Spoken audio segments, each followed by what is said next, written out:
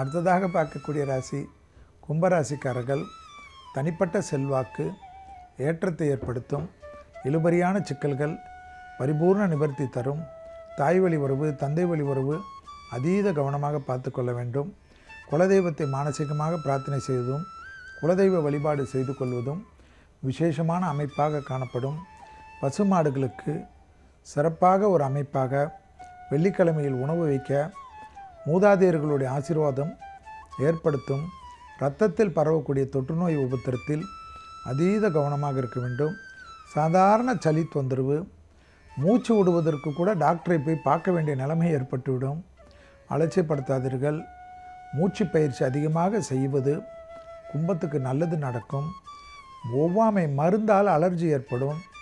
உணவு அந்த sea foods என்று சொல்வார்கள், அதை சாப்பிடக்கூடிய கும்பராசிக்காரர்கள் இந்த அடுத்த 45 நாட்களுக்கு ரொம்ப கவனமாக இருங்க. நல்ல இடத்துல சாப்பிடுங்க. அப்புறமா செல்வி சொன்னார் நடந்ததுன்னு கமெண்ட் போடாதீங்க.